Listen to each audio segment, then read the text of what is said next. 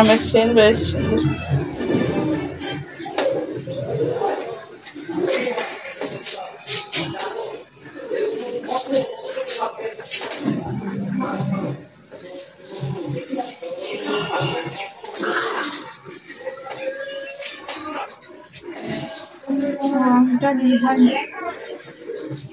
ওই এর আগের দিন আমগুলা কাটলাম যে আমের আটি হয়ে গেছে।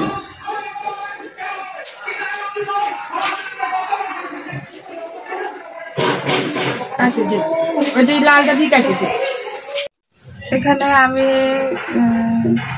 গতকালকের পান্তা ভাত, সেই ভাতের মধ্যে 3টা কাঁচামরিচ দিলাম আর একটা কাঁচা আম কেটে ভাতটা কিছুক্ষণ জাল করব।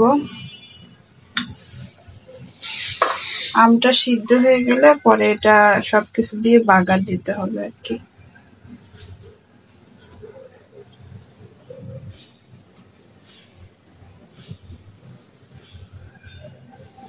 জালটা আমি মিডিয়াম আছে রাখলাম।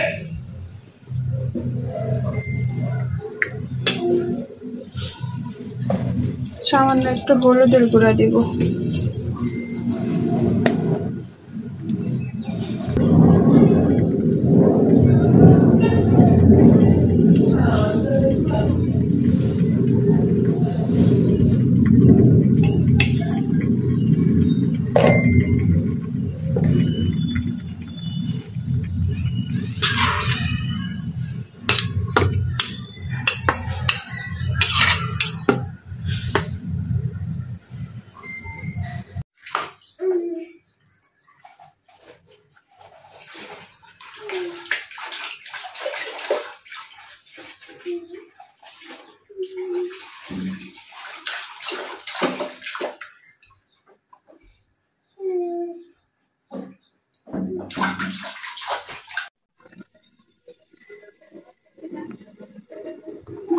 পেঁয়াজ রসুন দিয়ে, শুকনো মরিচ কোথায়? শুকনো মরিচ ওই ভিতরে উপরে উপরে আছে।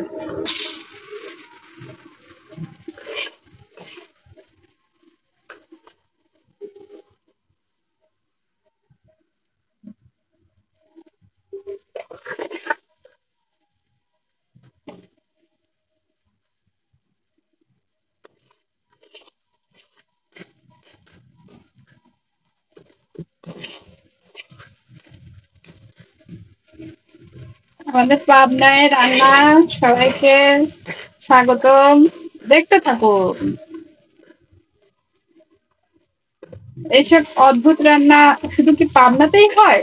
যদি না হয় তাহলে অন্য জেলাতে হয়ে থাকলেও আপনারা কমেন্ট করে জানান তো একটু প্লিজ।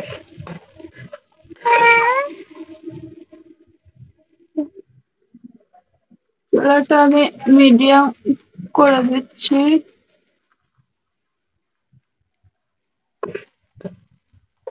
এরপরে 2টা তেজপাতা, দারচিনি আর 3টা শুকনো মরিচ।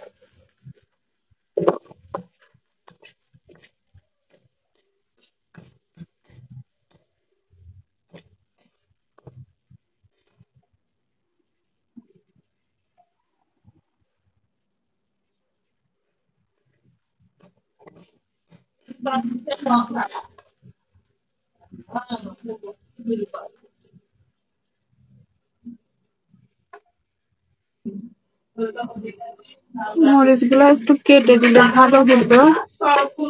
যাই হোক, আমি এখানে ছিঁড়ে দিচ্ছি।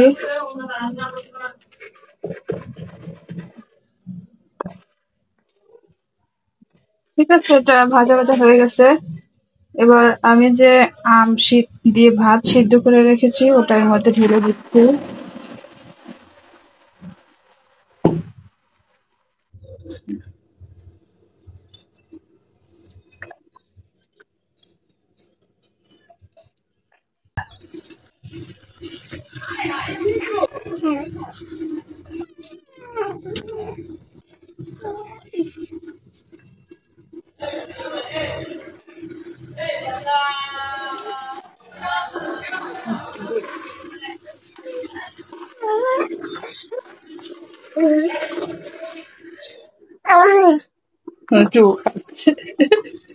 দিয়ে দিচ্ছি একটু স্বাদ মতো চিনি।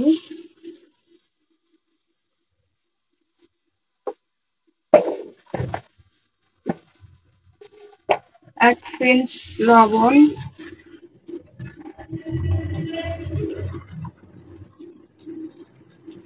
পিঞ্চ এক চিমটি।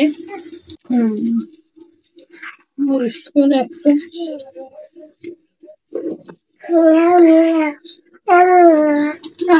কি খাচ্ছ তুমি নশা? মনে হচ্ছে ওই খাচ্ছে। আমরা রান্না করতে। এবার কিছুক্ষণ এটা নাড়াচাড়া করতে করতে একদম শুকাই ফেলবো আমরা। এরপর আমি কিছুটা সস দিয়ে দিচ্ছি, এটা হচ্ছে টমেটোর হাতে বানানো সস, বাসায় বানিয়েছিলাম।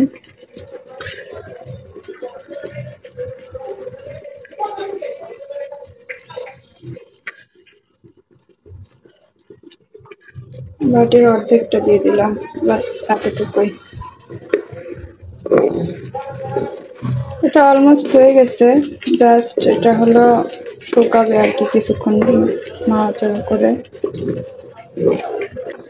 এটা এর আগে আপনারা দেখেছেন আমি টমেটোর টক ভাত রান্না করেছিলাম, এটা অ্যাকচুয়ালি আমের টক ভাত। এটা আম দিয়ে সত্যি বলতে বেশি টেস্ট, কারণ আমটা টক হয় বেশি, তো মানে আমের খাট্টা মিঠা আর কি, টক মিষ্টি ঝাল সব কিছুই এর মধ্যে একটা থাকবে। এটা আমার মা, আমি সবাই আমরা এটা বেশ পছন্দ করি, তবে সবাই না, মানে আমি আর মা বেশি একটু পছন্দ করি।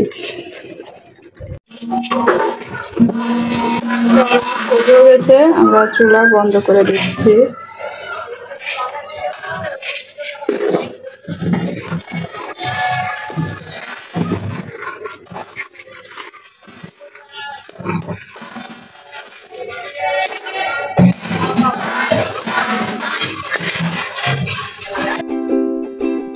এই গরমে এত সুন্দর একটা ড্রিঙ্কস সঙ্গে এই আমের টক ভাত খুব জমবে বেশ।